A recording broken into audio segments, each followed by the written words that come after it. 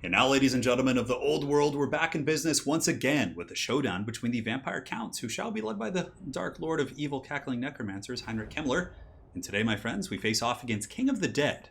It's going to be coming in with Wulfric in the dreaded double dragon builds. It's going to be double Frostworm. Certainly can catch you off guard if you're playing the vampires, of course. Let's say you come in with like a Terrorgeist and maybe like a Vampire Lord up in the sky, even on a Zombie Dragon. The double Frostworm with the Chilling Aura. So if you take a look here, they do, of course, have Frostbite, which slows by 36%, and on top of that, they do have the Chilling Aura. So pretty much whatever they're fighting is going to barely be able to move. So what they do is they do that, and then from there they use the Hunter of Champions on your Vampire Lord from the ground. So it doesn't matter if you're up in the sky. So Wulfric, debuffing the Flying Vampire Lord, the triple Goon Squad, and then I think he also brought Lord Metal for the final transmutation of Plague of Rust, actually. But yeah, it's very, very scary, and I've actually seen a fair amount of vampire players lose their air forces to similar things. But as far as my build goes, I was kind of expecting some sort of a sneakiness here from King, and Heinrich is one of my favorite lords to use because he's very cheap, and also Krell is quite useful in this matchup. Now, front line's going to be all chaff. It's going to be zombies, 2 skeletons, 1 skeleton spearman, and we do also have 2 crypt horrors as well. So the front line is very cheap. Where I have most of my resources is going to be in the Mortis Engine. Of course, very good against Norsca. If you can shut down the Javelins and their monsters, the Mortis Engine basically just single-handedly wins you the game. It's very, very strong. Now, to deal with the big threats like Skin Wolves, Famir, Dragons, a number of threats on the roster, Mammoths, you name it. We do have one group of Blood Knights and the Gyre Pack as well. Blood Knights, very, very good here. Extremely powerful unit. I think Blood Knights, by far one of the best units on the roster. Up in the sky, we have one unit of Fellbats to cause some backline disruption, and also a little bit of cheap mobility in the form of Black Knights, which I think Black Knights are very cost effective. Considering they're unbreakable, they have 80 armor, decent melee defense, and a bonus for infantry. I mean, what's not to like? Black Knights certainly can bring some beat down to the table against like Berserkers and Marauders and cheap units. And last but not least, one thing my build is lacking is the anti-large, right? I mean, I have the Blood Knights, but to get dedicated anti-monster or anti-AP, basically I bring Banshees. But Banshees are kind of in danger here, as King does have 2 Frostworms, both of which do magic damage. So when I saw those, I was like, oh boy, this is going to be one of those games, man. It's going to be a very scary one indeed. So Frostworms are going to be advancing. He does have the Manticore as well. For the rest of his army, it's going to be a combination of Marauder Champions, one group of Ice Trolls here to get the Frostbite, I would imagine. So for example, if I dive into the back line with a Goose or some Cav units and he is able to Frostbite me, I could be in bad shape. 2 Javelins against Mortis Engines, Crypt Horrors, Monsters, and a couple Berserkers, or actually no, just Marauders and the Ice Worm Marauders here in the back.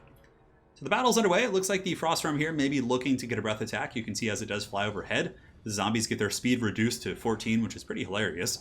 And here we do get the Manticore going into fight, and I don't mind fighting the Manticore with the Fellbats. Mainly what I wanted to do here was just kind of keep him busy and have him chasing the Fellbats, because otherwise he's going to be getting breath attacks, potentially charging me, and I really didn't want a good breath attack like right on my Mortis Engine or something like that. So I was just trying to really be annoying with the Fellbats and just cause distractions wherever I can.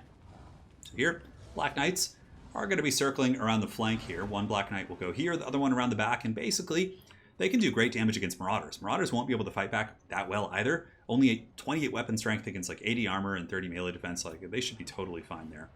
But King is privy to this, and he is going to be pulling over the Frostworm. So the Frostworm and the juicy old Manticore are going to be coming over for this fight here.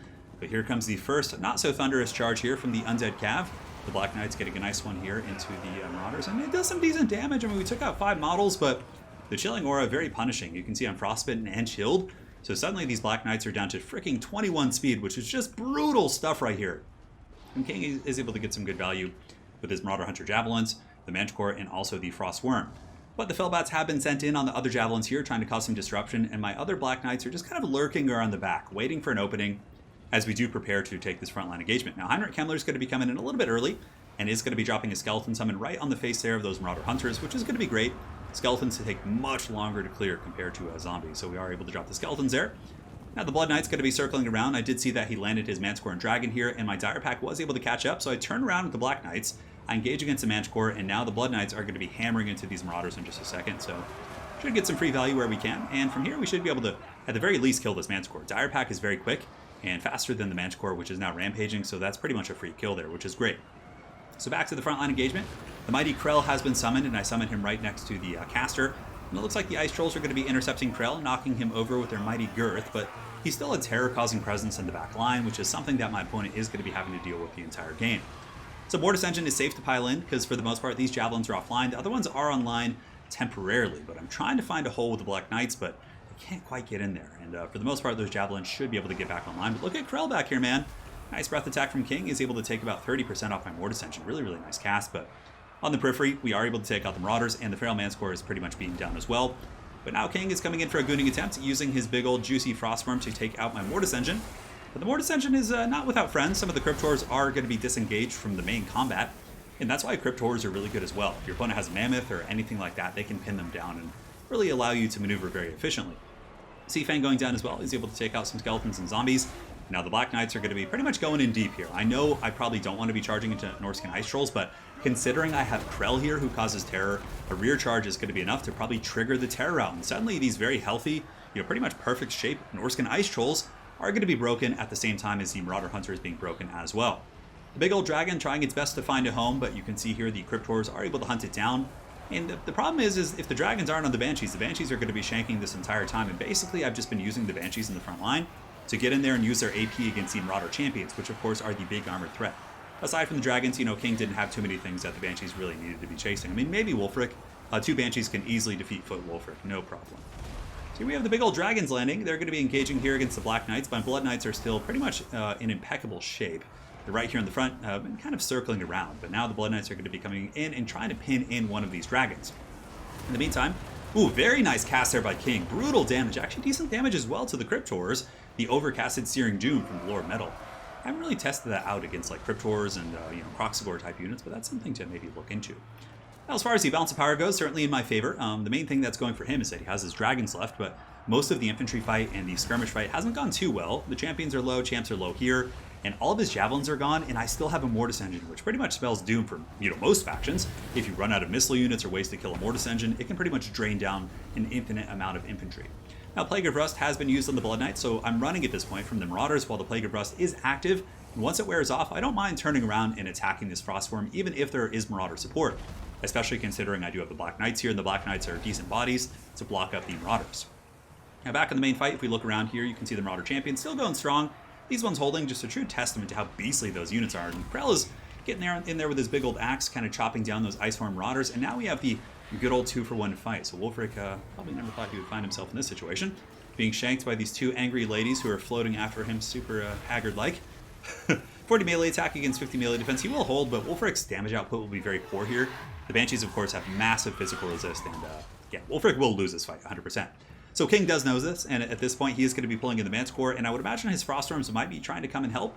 If the Frostworms are able to come over here and jump on the Banshees, that's going to be some very, very valuable stuff. But the Banshee, attacked for a moment by this Feral Manticore, but the Manticore had broken several times, has 24 HP, so I don't blame that beastie for running. He'll find his way back to Norsca, and he'll live happily ever after with his Manticore wife, I'm sure. So Heinrich Kemmler just riding circles around Wulfric, the ultimate troll, just cackling while he does so. There was actually a cackle during this game that I heard that just straight up made me laugh out loud. It was like literally felt like it was 10 seconds long. I wish there was some way to extract the sound files. I mean, because I would love to make a soundboard for when I'm streaming or doing other things like that, where I could just press it and Heinrich Kemmler would just laugh or something. Yeah, if you guys know how that's done, do let me know if there's a way to get those sound files of the characters' voice lines from the game. I would love to be able to make a soundboard. I think that'd be really, really funny. Anyways, the Frostworm here, it's going to be engaging, but Blood Knights and Cryptors and Banshees able to really take him out. Heinrich Kemmler taking a bit of a whooping, but I think it's too late. I mean, I have so much stuff left. I have the Mortis Engine, which chase something into the Shadow Realm here. I also have zombies and skeleton spears and 2 corpse guards as well. So that's going to be it. Well played to King. The gooning attempt did not pay off. That's kind of the thing about gooning builds like that. If you go for a double dragon Manticore and they don't have something you can goon easily, then it's so hard to win aside from that. Because the build was very wide. I mean, I had a couple big threats like the Blood Knights, but they can't really goon Blood Knights. Heinrich Kemmler is going to be hard to goon as well if the Blood Knights are near him, as are the Banshees, because a single failed gooning attempt and the Blood Knights can easily just tear apart those dragons in open field. So yeah, this is a build I've been using against Norsca. It's quite good. I think it, of course, has some issues in that the Banshees can be killed with Lure of Death, and a Frostworm can do some work there, and Famir also do magic damage, but for the most part, it's a pretty good build. I would definitely recommend it if you guys are looking to play in tournaments against Norsca, and I think it has some teeth. Anyways, very well played to King. Hopefully you guys enjoyed this Vampire Count vs. Norsca showdown. And again, if you guys know how to get the voice lines out of the files, I would love to have some sort of a Haggard soundboard. Or maybe if there's a matchup coming, you can have a couple lines for each faction. I don't know. It could be really fun. Anyways, guys, thank you so much for watching. Hopefully you enjoyed, and we'll see you guys back with more content soon. Take care.